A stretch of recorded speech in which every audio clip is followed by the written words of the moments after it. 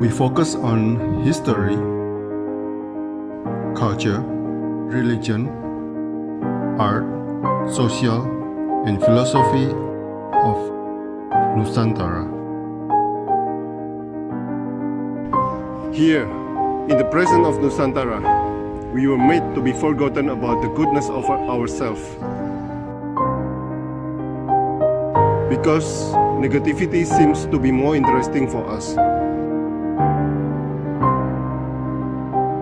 Now, I'm Sutoyo Raharto and friends, assist you, to remind you, to awaken you that we still can find the gems of Nusantara. They are the great sights of Nusantara.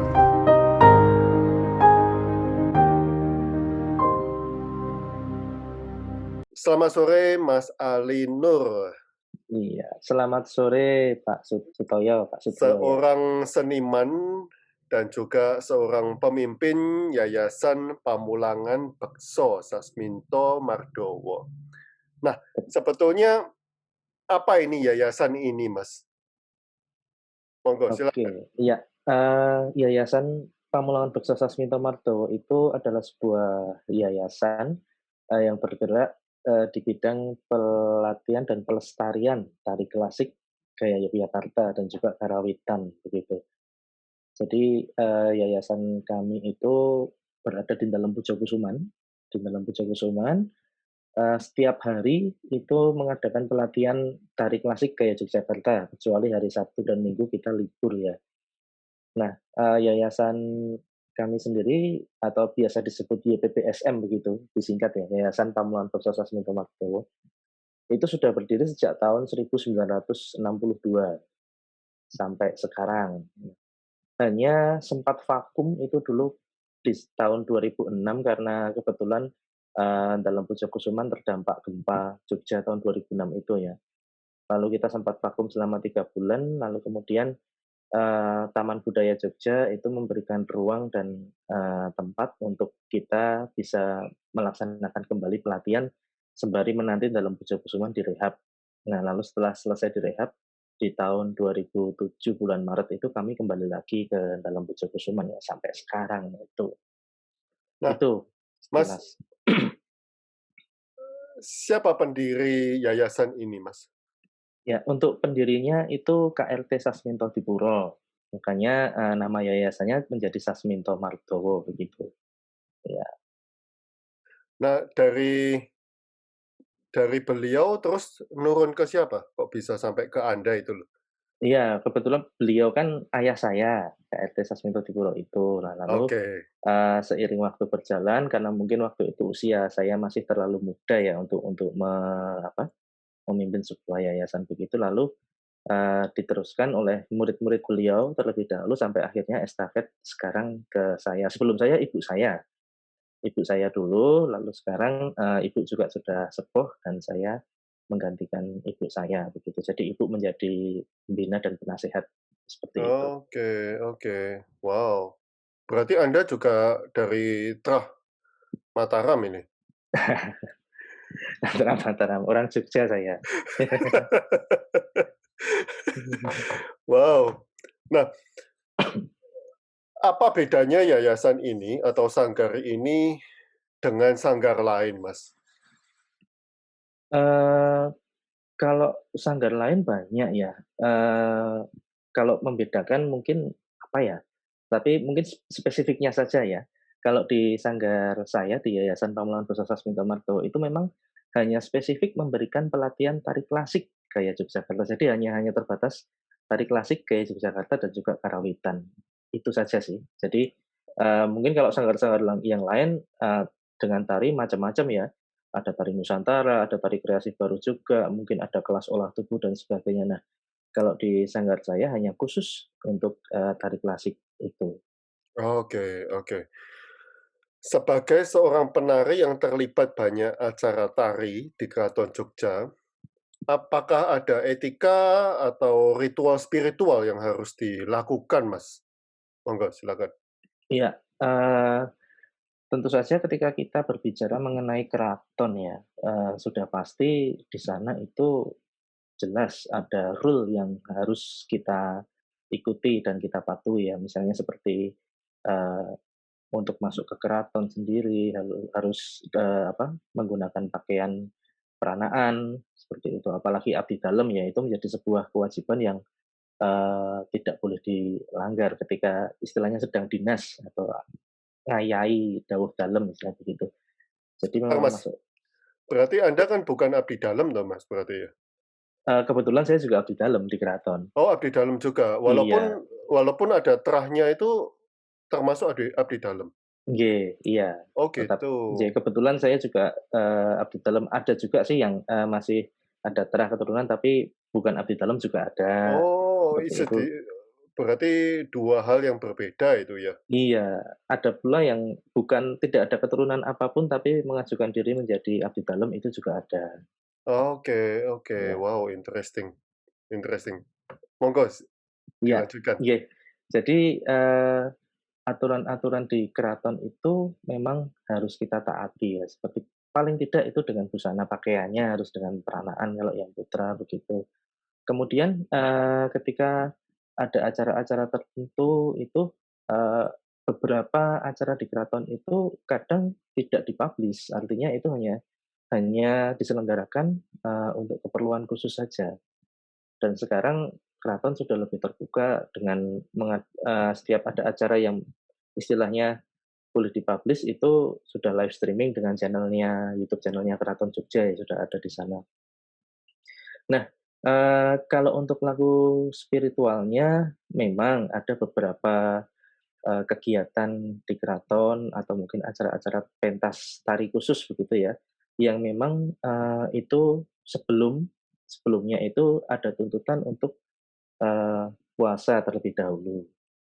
Ya, ada yang harus puasa terlebih dahulu, kemudian, nanti pada saat pelaksanaan itu juga ada beberapa hal yang harus diperhatikan, misalnya tidak boleh, memotret sama sekali, kemudian, tidak boleh membunyi-bunyikan sesuatu atau apapun itu. Jadi, ada beberapa hal-hal yang, eee, itu menjadi semacam, ritual begitu ya, ritual yang harus dan wajib kita ikuti. Konsekuensinya ya ketika melanggar ya itu yang kadang di luar kemampuan manusia ya. Kadang kok lalu begini-begini ternyata setelah di anu lagi, ditanya lagi, "Oh, ternyata kamu ada yang melanggar seperti ini, makanya terjadi hal-hal yang tidak diinginkan," dan itu pernah juga terjadi seperti itu. Oke. Iya. Sebentar, Mas, saya mau tanya lagi. Yang tidak boleh di-publish itu apakah tari-tarian itu untuk objek spiritual atau bagaimana? Silakan. Baik, beberapa tarian yang tidak boleh dipublish itu, yang di keraton biasanya adalah tari-tarian yang memang diselenggarakan untuk upacara-upacara khusus, begitu. Upacara-upacara khusus dan penyelenggaraannya pun juga, di tempat yang tertutup dan memang itu, hanya diselenggarakan untuk upacara tersebut. Yaitu biasanya yang khusus seperti itu. Yang terakhir kemarin seperti misal, pergelaran Bedoyo Bintorogo kemarin yang terakhir itu ya, itu di sana, eee, ada 2 kali pementasan. Yang pertama yang di-streaming-kan lewat channel YouTube itu ada di Ponsel Trimangati, tetapi yang menggunakan busana lengkap dan, lebih, spesifik lagi yang memang karena itu ranahnya untuk ritual ya, itu dilaksanakan di dalam di Ponsel Kencono dan itu memang tidak terbuka untuk umum. Bahkan abdi dalam pun yang, tidak menerima mandat untuk mendukung acara tersebut juga tidak diperbolehkan untuk hadir, meskipun dia abdi dalam, Oh, seperti itu. oke. Nah, Anda mendapat mandat, Mas? Kebetulan yang kemarin tidak. Oh, Ya, jadi ada gilirannya juga? betul, ya karena abdi dalam di kurator kan banyak sekali ya, jadi, digilirkan begitu supaya semua juga pernah, mengalami dan merasakan, seperti itu. Oh, wow wow. Nah, Mas tadi kan ngobrol tentang puasa. Itu puasanya berapa hari, Mas? Eee, untuk puasa, ritual puasa yang pernah saya alami ya, itu, eee biasanya itu puasanya itu puasa putih atau poso mutih itu. Jadi, kita hanya makan ketela dan minum air putih saja. Itu ada pilihan sih ketela atau nasi putih saja begitu dengan air putih. Itu biasanya, dilaksanakan 2 kali. Yang pertama itu, mengapit Neptu, hari Neptu. Jadi misalnya hari lahir ya Neptu itu. Misalnya hari lahir saya misalnya hari Minggu Wage begitu ya, berarti nanti hari Sabtu, Minggu, dan Senin itu saya wajib puasa, puasa putih itu. Kemudian nanti, kembali puasa lagi itu biasanya H-3 sebelum pertunjukan dilaksanakan. Jadi misalnya dilaksanakan tanggal 10, berarti tanggal 7, 8, 9 itu menjalani puasa lagi, seperti itu. Wow, interesting sekali. Mas, apakah semuanya diwajibkan menjalani puasa itu Iya, untuk bagi para yang penari? nggih, tidak hanya para penari, sebetulnya kru produksi pun ketika, dia mendapatkan mandat atau istilahnya dawuh gitu ya, dawuh dalem, itu memang semua harus, mengikuti atau menjalani puasa tersebut. Jadi tidak hanya penarinya saja, pengerawitnya juga, tim produksi yang nanti mengurusi, acara tersebut itu juga semuanya disuruh puasa, harus puasa begitu. Nah, pernah nggak nah, Anda kan apa, eee, mungkin generasi milenial ini, Mas. Ya. Pernah nggak tanya ayah atau ibu, "Nopo toh, kok harus puasa?" Gitu? Iya, dulu saya pernah pernah bertanya gitu ya, "Kenapa sih, kok harus puasa dan sebagainya?" Jadi, ya memang, eee, puasa atau istilahnya laku spiritual ini memang menjadi istilahnya bagian atau aturan dari, sebuah ritual tersebut. Jadi, ada semacam aturan khusus yang memang, ini harus puasa dan bahkan puasanya pun, macam-macam tergantung, apa yang akan dikerjakan itu kemudian, oh ini puasanya seperti ini, nanti lain hal lagi, oh ini puasanya seperti ini, begitu. Jadi, itu sudah menjadi istilahnya bagian, satu rangkaian dari, proses ritual yang harus diikuti tersebut, Nah, seperti itu. selain puasa apalagi, Mas, biasanya? Ya istilahnya kalau kalau kita puasa begitu ya, artinya ya sama seperti puasa pada umumnya, itu ya kita tidak terlalu, melakukan kegiatan yang terlalu banyak beresiko misalnya begitu ya, karena, eee, ini memerlukan waktu atau memerlukan, kebutuhan baik ya kekuatan fisik maupun mental untuk menjalaninya begitu. Ada pernah juga, dia ikut puasa begitu, tapi memang aktivitasnya di luar juga sangat-sangat sibuk. Nah, sampai akhirnya entah mungkin ada satu atau 2 hal yang secara tidak dia sadari itu ada sebuah larangan atau dia melanggar seperti itu ya. Nah, pada saat, menjelang hari hanya, lalu ya, kita juga tidak tahu tiba-tiba memang dia tidak bisa mengikuti gitu. Dan, proses ini yang bisa menentukan adalah istilahnya ya pengageng atau dalam hal ini bisa langsung, sultan sendiri yang menentukan gitu. Oh, sampai begitu. Berarti Nggih. Sultan juga, turun tangan dalam hal-hal begini? Ya meskipun tidak secara langsung itu, biasanya melalui, eee, putri-putrinya atau mungkin menantunya yang mengurusi acara tersebut, Oh, wow jadi wow istilahnya pengagengnya begitu. wow. Seperti yang kalau di Krido Martowo itu pengagengnya adalah KPH Notonegoro. Berarti, eee, Warsa Dalem tidak langsung ke para abdi dalem atau penari-penari, tetapi melalui, KPH Notonegoro, baru KPH Notonegoro yang menyampaikan, seperti itu. Nah, Mas, selain puasa, itu apakah ada ritual lain, Mas? Misalnya, mandi atau apa, Mmm, melakukan ritual, apa, sesajen atau bagaimana? nggih. Sebetulnya kalau kalau mandi itu enggak sih ya, enggak harus juga, tapi memang kalau ada istilahnya ayan ya atau kegiatan, istilah kami ayan begitu, biasanya kami memang ada ziarah ke Imogiri, ke makam Raja Raja ke Kota Gede dulu.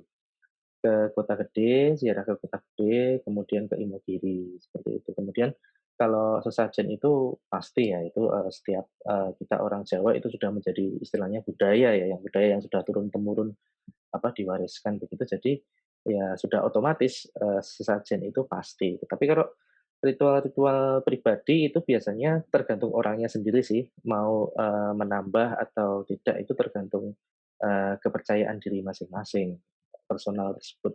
Kalau yang wajib ini, nah misalnya mau ditambahin ya monggo, nggak apa-apa begitu. Mas Ali, Anda pernah ke Bali, Mas? Bali pernah, Ya. mhm, Kalau Anda keluar dari zona Yogyakarta, eee, Anda melihat sesajen yang ada di Bali dan di keraton, ada kemiripan nggak, Mas? eee, ada kemiripan, hanya memang, bentuk atau mungkin, apa ya istilahnya, ujub-ujub itu kalau di bahasa Indonesia kan, maksud dari pemberian, sesaji itu mungkin yang berbeda, tetapi hampir semuanya pasti dengan bunga 7 rupa itu pasti, kemudian air itu juga pasti, air kelapa itu juga sama, ada juga dupa atau kemenyan juga pasti ada juga itu, mirip-mirip sih. Karena mungkin dulu satu nenek moyang kali ya, jadi satu nenek moyang dari, satu akar budaya yang sama, kemudian berkembang begitu, lalu penganutnya ada sendiri-sendiri, tetapi sebetulnya akarnya sama. Jadi, eee kemiripan-kemiripan dalam bentuk-bentuk sesaji itu juga, sangat banyak tuh. Selain bunga juga misalnya dengan adanya ingkung atau ayam begitu ya, ingkung ayam itu juga juga di Bali juga saya pernah menemui gitu. Kebetulan ada saudara yang, dapat dengan orang Bali ya waktu itu, lalu mengikuti upacara pernikahan tradisi Bali begitu juga sedikit banyak saya, "Oh seperti ini toh upacara tradisi di Bali," begitu. Wow, wow. Nah, Mas, apakah pernah mendapatkan hasil foto yang di luar nalar atau kejadian metafisika? Metafisika, iya. Eee, ada sih, cuman kemarin saya sempat cari-cari filenya kok nggak ketemu. Jadi, itu saya waktu kita ada acara waktu dulu, awal mahasiswa baru di Sanata Dharma itu ya, kami ada acara di Gereja Ganjuran di Bantul, di Gereja Ganjuran itu di sana, kemudian di halaman itu kami, duduk melingkar begitu sambil ya bercerita-cerita apa-apa, kemudian saya mengambil foto, karena sepertinya yang ada di situ hanya kami begitu, hanya kami, tetapi dari hasil foto yang saya tangkap itu, di belakang teman kami itu ada, hanya blur begitu seperti orang berdiri lewat begitu. Tapi ketika, "Loh, ini siapa?" Pada saat saat, saya mengambil foto kita hanya bersepuluh waktu itu ya, bersepuluh saya hitung 9, 10 dengan saya, nah ini lalu siapa yang lewat? Karena semuanya ada duduk di situ begitu, tapi ada yang lewat begitu. Karena biasanya kalau foto-foto yang blur itu mungkin ada dia orang berjalan atau apa yang berjalan begitu tertangkap lalu dia blur begitu ya. Nah, tetapi saat itu kok sepertinya hening, tidak ada siapapun, tapi itu tiba-tiba ada tertangkap seperti itu pernah juga. Kemudian, yang sering dialami mungkin fotografer-fotografer lain juga sering sih mengalami ketika kita mengambil foto kemudian ada semacam seperti bola-bola begitu ya, bola-bola spirit Ya. yang gambarnya mirip kalau sekarang mirip kayak gambarnya corona itu ya, bola-bola kecil. Nah, itu, saya sempat ada juga foto, waktu itu saya mengambil foto di daerah Gunung Kidul. Itu acara, PKL mahasiswa Akademi Komunitas Seni Budaya itu, di sana tepat di atas stage performance-nya itu, bulatan-bulatan itu muncul banyak sekali seperti bintang itu, dan hanya berkerumpul di situ, begitu. Saya sendiri, "Ini kok bisa tertangkap seperti apa?" Begitu ingin ingin menangkap khusus seperti itu, mencoba itu malah kosong, nggak ketangkap, tapi secara tidak sengaja itu malah ketangkap gitu loh. Kalau di keraton pernah, Mas?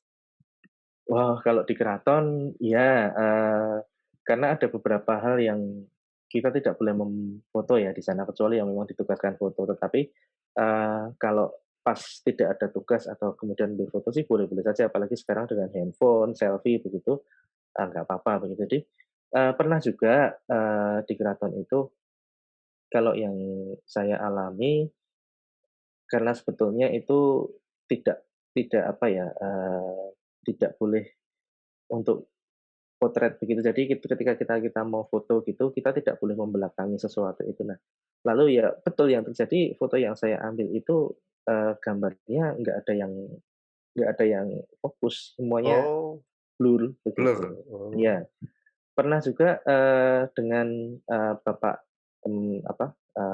teman saya itu Pak Supriyanto itu juga ketika kita mau mendokumentasikan, sebuah foto wayang gitu ya, wayangnya tokoh wayang, Trisuwelo waktu itu. Tokoh wayang Trisuwelo itu, spontan spontan kita coba mengambil gambarnya itu, padahal, kalau normal kita mengambil begini pasti sudah in frame begitu ya, tapi hasilnya itu ketika mau dicetak itu menjadi sangat kecil sekali, resolusinya menjadi sangat kecil sekali. Dibesarkan begitu pecah, tidak bisa kelihatan gitu. Ini kenapa? Itu nah lalu, setelah oh itu memang wayang itu memang sangat istilahnya wingit istilah kami ya, artinya itu tidak boleh sembarangan memang harus ada, kita harus menyiapkan sesaji khusus dan memang ada apa ya, semacam ujungnya atau kita matur dulu begitu ya untuk keperluan apa. Nah, betul setelah lalu kita menyiapkan sebenarnya kita kembali memotret, baru bisa seperti itu. Oh, Ya, wow, itu wow. pengalaman yang saya alami begitu. Interesting ya, menarik sekali. Iya, Oke, saya share screen, Mas. loh, Oke. oke. Oh, ini foto Laum. Oke. Ini malam kami, bagaimana dengan malam kalian? Sejak Wah, ya. Sejak kapan Anda aktif berkegiatan di rumah budaya ataupun di padepokan tari, Mas? Dan sampai oke. berapa dalam Anda mengenal tari-tarian tradisional dengan mungkin sejak kecil ya? Monggo. Iya. Kalau, tari-tari tradisi itu saya memang, sejak kecil hidupnya di lingkungan seniman tradisi ya, terutama tari klasik gaya Jogja begitu. Jadi kalau, ketertarikan belajar menari itu memang sejak kecil ada, hanya memang saya intens intens di dunia tari, terutama tari klasik gaya Jogja itu sejak saya usia 12 tahun, 13 tahun, 12, 13 tahun itu saya baru apa, intens untuk belajar di sana. Sebelumnya ya namanya masih anak-anak ya, masih main-main gitu. Tetapi kalau hobi untuk memotret, kemudian ada ketertarikan untuk, mengabadikan gambar seni-seni pertunjukan, terutama seni-seni tari begini, belum lama sih kalau saya, kisaran tahun 2010, 2011 itulah saya, mulai ada ketertarikan begitu. Karena, eee, yang menjadi daya tarik saya adalah bagaimana mengabadikan sebuah objek yang itu tidak pernah diem gitu. Kalau misalnya kita motret model atau potret, benda-benda apa kan itu dia diam ya dan memang, untuk focusing dan sebagainya tidak terlalu sulit begitu. Jadi, eee, kalau memotret seorang penari yang sedang menari, dia bergerak ke sana ke sini begitu kan, eee, bagi saya ada semacam tantangan tersendiri di sana. Bagaimana untuk bisa mengabadikan momen seperti itu. Jadi saya mulai tertarik itu ya kira-kira sekitar tahun 2012-an lah, seperti itu. Sejak umur berapa, Mas? Apa 2002 apa kalau saya belajar menari umur 12 tahun, 12 tahun? Wow. belajar menari ya. Tetapi Tapi sejak sejak kecil berarti kan sudah ikut bapak, ikut ibu begitu ya? iya, sering sering diajak begitu. Wow. Kalau motretnya ya baru tahun 2012, 2013 kemarin sih, mulai seneng hobi hobi motret gitu. Ah, untuk motret ya, apakah ada sudut pandang tertentu yang perlu diperhatikan untuk tari tradisional kan estetikanya kan berubah terus itu, Mas, kalau orang Mhm, menari ya. nggih, iya. Memang, di sinilah tantangan ketika kita memotret seni pertunjukan. Itu, artinya ketika kita memotret seni pertunjukan yang pada saat itu diselenggarakan, kemudian kita datang saat penyelenggaraan itu akan lebih sulit untuk, mengambil, angle-angle atau posisi-posisi tertentu. Berbeda dengan misalnya kita mengikuti prosesnya. Ketika kita mengikuti prosesnya kita, sudah punya apa, punya Pandangan, gambaran ya, oh iya. nanti pada saat ini akan bergerak begini, akan bergerak begini. Nah, di saat itulah kita apa, ambil gambarnya. Jadi bisa dapat momen-momen yang memang kita kita inginkan begitu. Kalau itu kita dengan proses, tapi kalau tidak, ya memang pengetahuan akan objek yang akan kita potret itu perlu sebetulnya. Sebetulnya tidak hanya tari saja sih saya rasa ketika mau, memotret misalnya model ataupun memotret benda, mungkin juga kita kan akan tanya, modelnya dulu, dia, apa, bagaimana, tanya supaya kita, oh dia enjoy-nya di sini. Benda itu juga kita tahu, oh ini benda kuno, apakah ini benda baru, seperti apa begitu. Ada cerita apa di balik benda itu kan, lalu kita bisa tahu mengambilnya gambar seperti apa. Iya, iya, iya. Oke, saya share screen lagi ya, Mas, ya. Nggih. Oke, Iya. iya.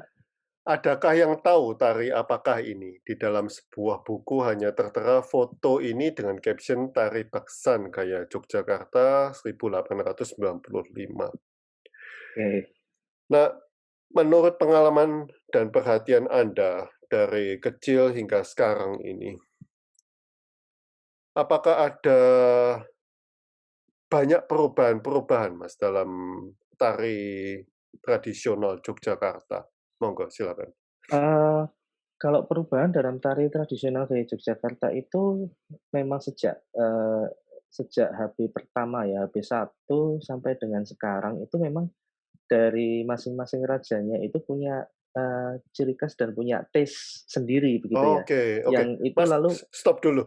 oke, Kalau kalau sudah ganti, apakah yang gaya tari HB pertama tidak dipakai atau masih dipakai atau ada pembaruan atau bagaimana? oh iya, meskipun berganti seiring waktu berjalan begitu ya, sudah ada pergantian sultan dan sebagainya, bukan berarti lalu tidak dipakai, tidak. Tapi memang, kemudian ada pengembangan-pengembangan yang terjadi. Jadi, bentuk aslinya masih, kita masih utuh, esensinya juga tidak berubah. Hanya mungkin polesan-polesan, terhadap mungkin dari desain busana, kemudian desain, pola lantainya atau apa itu, semakin berkembang begitu. Dan, di era HP 8 sebetulnya yang paling paling banyak mengalami progres perkembangan di dunia tari klasik gaya Jogja itu di era HP 8 sampai, akhirnya atau dinyatakan oleh, Profesor Sudarsono itu bahwa istilahnya puncak atau titik puncak puncak keemasan tari klasik gaya Yogyakarta itu ada di era HP 8. Jadi memang di era HP 8 itu banyak sekali perkembangan-perkembangan, dalam tari klasik gaya Yogyakarta, termasuk dengan, bentuk-bentuk ragam ragam tari yang disesuaikan dengan karakternya, gitu. Jadi misalnya untuk karakter kera ada ragamnya sendiri, untuk karakter raksasa dia punya ragam sendiri, seperti itu. Untuk dewa-dewa dia juga punya ragam sendiri yang berbeda dengan, yang lainnya, begitu. Itu ada di era HP 8, begitu. Nah, Mas, apakah Anda sudah menemukan jawaban ini, Mas? Iya sudah, ini foto anu, apa, beksan beksan Eteng kalau tidak salah waktu itu ya.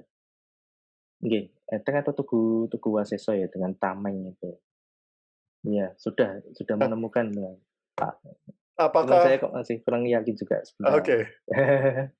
Nah, Mas, apakah, eee, di sanggar tari Anda ada naskah-naskah kuno atau harus mencari naskah kuno di keraton atau bagaimana? Oh, Untuk ya, untuk misalnya kalau mau belajar tari tradisional yang di era HB 8 atau 7 atau bagaimana itu? oh, kalau di Sanggar sendiri naskah-naskah yang dibilang naskah kuno itu memang lama ya istilahnya ya. Eee, kita ada juga naskah-naskah tersebut, karena kebetulan juga, Romo Sas, ayah saya dulu itu kan juga beliau juga abdi dalam juga di keraton dan, istilahnya beliau berada di Tepas, kalau sekarang Cari. Jadi Cari itu ya semacam sekretaris gitu ya, yang dulu sering sekali mendapatkan tugas untuk, menyalin naskah-naskah lama itu yang masih dengan huruf tulisan Jawa itu kemudian disalin dengan tulisan Latin seperti itu. Jadi ada beberapa naskah yang karya Romosa sendiri juga ada, yang itu memang masih saya simpan begitu ya. Kemudian kalau memang naskah-naskah istilahnya dari keraton Kagungan Dalam ya, itu akan kita kembalikan ke keraton di sana. Jadi ketika misalnya, kita mau membuat sebuah, wayang wong misalnya ya, membuat wayang wong, mencari naskah begitu, kita bisa ke keraton, kita, istilahnya mengajukan permohonan akan menyelenggarakan wayang wong begitu, biasanya, akan diizinkan untuk mencari naskahnya itu. Jadi Oke memang oke. kalau naskah sendiri ada tersimpan juga ada, kopian juga ada begitu. Dan itu pun kalau misalnya itu naskah dari keraton, sudah tentu itu sudah ada perizinannya. Jadi bukan bukan ngopi ilegal begitu mboten, Oke. nggak berani. Selanjutnya, Mas, ya, Ya, budaya dalam religi, Mas. oke. Ya, apa yang Anda lihat, Mas, dan seberapa pentingkah keduanya ini? Dan bagaimana jika hanya satu unsur saja yang eksis? Monggo, silakan. Oke, baik. Sebetulnya antara budaya dan religi itu menurut saya adalah, 2 hal yang tidak boleh berat sebelah ya. Artinya ini, sama-sama harus harus saling berkesinambungan begitu.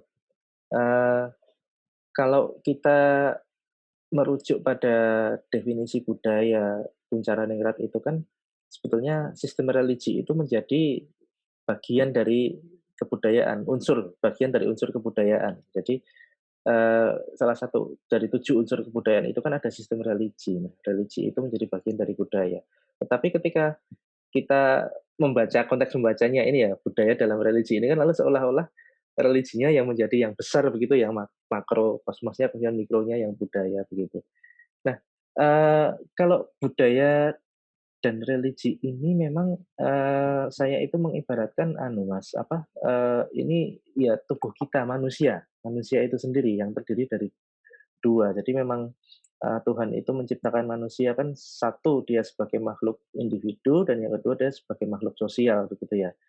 Nah, dalam diri manusia juga ada horizontal dan vertikal. Jadi hubungan vertikal itu adalah hubungan manusia dengan Tuhannya, yaitu dalam religi itu tadi. Religi itu yang menjadi hubungan vertikal antara manusia dengan Tuhannya, dengan ya kepercayaannya masing-masing seperti itu ya untuk berkomunikasi dengan Tuhannya. Kemudian, budaya ini adalah hubungan yang, horizontal, di mana manusia sebagai makhluk sosial tadi. Jadi, hubungan antara manusia dengan sesama manusia dan makhluk ciptaan Tuhan yang lain. Jadi, hubungan horizontalnya ada di dalam budaya ini yang menjadi cakupan lebih luas, seperti itu. Mmm, jadi memang harus apa ya, eee, kita tidak bisa meninggalkan budaya, kita juga tidak mungkin meninggalkan religi. Biasanya yang terjadi kalau kita terlalu banyak, hanya berkecimpung dalam budayanya saja, lalu akhirnya, religinya ini menjadi istilahnya sedikit dikesampingkan, seolah-olah, nggak penting gitu ya seolah-olah. Begitu juga sebaliknya ketika kita terlalu, eee, ngutak-atik religinya ini, segala sesuatunya religi religi terus itu, lama-lama kita lupa dengan budayanya yang sebetulnya itu mendampingi atau membentuk. Jadi ini memang, 2 hal yang menurut saya harus berjalan seirama begitu, senada dan seirama, seperti itu. Nah, itu kan di Ganjuran ya, Mas, ya? Oh Foto ya, itu ya ya? kebetulan Ya, ya. foto itu waktu saya tinggal. Untuk masyarakat Jogja sendiri, seberapa seberapa besarnya pengaruh budaya dan religi menjadi satu itu, Mas? Monggo. Kalau Atau di mungkin mungkin kita nggak usah ngomong masyarakat, tapi untuk Anda sendiri, monggo. Ya, baik, untuk saya sendiri, memang budaya dan religi ini sangat sangat besar. Karena, eee, saya sendiri ada pemikiran seperti ini, kalau ini budaya kita, kalau kita tidak melestarikan, nanti ketika budaya ini mau diaku oleh negara lain misalnya atau apa begitu, diambil oleh negara lain, baru kita ribut begitu ya. Nah, wong kitanya sendiri nggak mau mengenal aja tidak mau, apalagi mau melestarikan. Ada pemikiran saya di situ, jadi bagaimana, ini budaya kita sendiri ya sudah sepantasnya lah dan sudah sepatutnya lah kita untuk, menjaganya, untuk terus melestarikannya begitu. Eee, Religi pun juga demikian, artinya, religi itu sifatnya sangat-sangat personal ya, jadi memang kepercayaan pribadi karena kita ketika berbicara religi itu adalah ya sudah diri kita dengan Tuhan kita kan seperti itu. Kita percaya dengan Tuhan lalu bagaimana kita untuk, istilahnya ya, eee, bersyukur ataupun berdoa ataupun mengeluh atau apapun dengan Tuhan itu kan dengan, dari pribadi kita seperti itu. Jadi, memang apa, budaya dan religi ini sangat-sangat sangat-sangat besar sebetulnya, dayanya bagi saya begitu ya. Eee, Kalau kita berbicara sedikit global saja ya, boleh dibilang mohon maaf ya ini, tapi mohon maaf, budaya kita sendiri kan sekarang ini sudah, hampir hampir punah kan, semakin lama semakin terkikis seperti itu ya, dengan adanya ya, globalisasi atau apapun itu. Nah, sampai ada perumpamaan begini, apakah benar-benar sudah merdeka ya? Oke lah, mungkin negara sudah merdeka, apa sudah merdeka, tapi hati-hati dengan budaya, apakah budaya kita sudah merdeka juga? Seperti itu kan. Nah, buktinya kan sepertinya belum begitu ya, karena, masih banyak, budaya-budaya peninggalan, budaya kita sendiri yang justru malah kita sisihkan, kita kesampingkan, kemudian kita memakai budaya dari negara lain yang kita pakai untuk keseharian. Nah, itu sebetulnya menjadi keprihatinan sih menurut saya.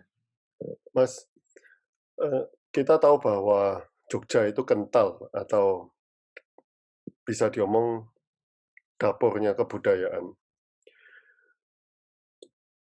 Dan memang setiap daerah juga mempunyai dapurnya, mempunyai kebudayaannya masing-masing. Tapi bagaimana masyarakat Jogja itu diajarkan, entah oleh sultan, entah oleh orang tuanya, tentang nguri-nguri budaya. Biasanya apa yang diajarkan ke anak-anak itu, ke generasi muda? Iya, kalau di Jogja sendiri yang paling paling banyak itu ya diajarkan yang ya istilahnya secara turun-temurun itu adalah, dalam menghormati orang lain gitu, sama orang lain ataupun dengan, orang orang tua. Jadi dari sisi bahasa sebetulnya, bahasa Jawa ya. Jadi bagaimana ketika kita berbicara dengan orang yang lebih tua, dengan teman sesama ataupun yang dengan lebih muda, itu yang sampai sekarang masih masih dipertahankan itu yang paling banyak terlihat di situ. Lalu, kalaupun kita belum kenal juga tidak ada salahnya kita memanggilnya itu dengan Mas atau Mbak begitu ya untuk menghormati meskipun dia sebetulnya lebih muda misalnya ya. Jadi kita tetap panggilnya Mas atau Mbak begitu, bukan kok Pak atau Bu gitu. Tapi dengan Mas atau Mbak yang sekiranya kok masih seumuran, tapi kalau terlihat sekali jarak usianya jauh ya mungkin kita akan, Pak atau Bu begitu. Tapi kalau kok kelihatannya masih seumuran itu ya kita, mencoba untuk apa, menghormatinya dengan memanggilnya Mas atau Mbak. Itu yang masih sampai sekarang di Jogja itu masih masih banyak dipakai. Kemudian, juga dari sisi mencintai, apa ya istilahnya, mencintai Jogjanya sendiri, itu juga juga akhir-akhir ini menjadi lebih kental begitu. Jadi, lebih orang Jogja lebih senang menceritakan Jogja begitu, bukan dia menceritakan yang lain. Bahkan malah orang lain yang di luar Jogja datang ke Jogja, yang diceritakan pengalamanku di Jogja, seperti itu. Ya, saya juga tidak tahu, apa atau mungkin memang betul-betul ya daerah istimewa yang memang ada istimewa yang kita tidak tidak bisa kita bicarakan gitu ya. Istimewanya hanya keyakinan saja, kepercayaan kita. Jadi, seperti itu. Jadi memang, eee, kalau menurut saya, suatu daerah di situ ada sebuah kerajaan, masih ada raja dan masih, apa, bertahta itu memang iklimnya akan lain begitu dengan daerah yang istilahnya itu global begitu ya. Sama semua istilahnya strata sosialnya boleh dibilang sama begitu ya. Tapi di Jogja kan ada raja, kemudian ada adipati-adipati dan sebagainya, ada rakyat juga begitu. Jadi, mungkin karena adanya, dinamika seperti ini lalu menjadi Jogja itu mempunyai aura atau kekuatan yang mau tidak mau kita harus, terus melakukan adat dan tradisi budaya yang lalu turun-temurun itu. Ya, pemimpin ya, Iya, raja, ya, itu kuncinya rasanya. iya, Wow. Terima kasih Mas Ali atas sama-sama, waktunya. ya, Luar biasa ya. mantap. Kita kita harus jumpa di Jogja, Mas. Boleh atau saya ke Surabaya juga oke lah. Kabarin saja. Iya, Wow. saya ada bule saya di Sidoarjo sih sebetulnya. Oh, oke Ya, oke. tinggal di sana, ada saudara di sana. Oh, satu satu keluarga? Iya, adiknya ibu saya, Oh, wow wow. tinggal di Sidoarjo, Jawa Timur. Eee, kabari aja kalau ke Surabaya. Iya, ini Iya iya. Pak Surabaya Surabaya kota ya? Atau Surabaya Barat, iya oh Surabaya Barat. iya, heeh. Kabarin aja kan lewat tol bisa ke Iya, Sidoarjo. siap. Nah, kalau pas main ke Jogja juga silakan berkabar. Nanti Harus harus. ke rumah saya, ke Sanggar, begitu. Loh, berarti sanggarnya itu ada di keraton gitu ya, Mas, ya? Tidak, di dalam Pujokusuman. Jadi itu, Oke. dalam Pujokusuman itu, dalam memang, rumah pangeran dulu, Gusti Pujokusumo itu kan, putra HP8 ya, adiknya HP9 gitu kan. Lalu biasanya kan kalau putra-putra raja kan diberi apa, tanah, diberi rumah, istilahnya dalem itu ya. Nah kebetulan, Masih ada yang tinggal? putranya Gusti Pujo masih ada yang tinggal di situ juga, ya. Dan di sini lalu namanya Dalam Pujokusuman karena dulu yang menempati adalah Gusti Pujokusumo, itu. Jadi ini Oke. lokasinya di itu, pojok beteng timur, sebelah timurnya. Jadi perempatan kalau ke selatan masuk ke Jalan Parangtritis, nah itu yang di sudut. Nah itu ada Bank Mandiri, ya sebelah Bank Mandiri ada jalan masuk, ya itu nanti masuk. Oke oke. Saya wawancara salah satu penduduk dalam Kaneman. Kaneman, ya. Ya ya. Kalau Iya, ka kalau dalam Kaneman kan memang lokasinya masih di dalam beteng keraton ya itu ya. oke. Ya, kalau Pujokusuman sudah ada di luar beteng keraton. Oh, wow. Tapi sistemnya juga sama itu, Mas, ya? Magersari? Kalau dalam-dalam di Jogja hampir hampir sama semua Oh, sistemnya, iya wow iya, wow.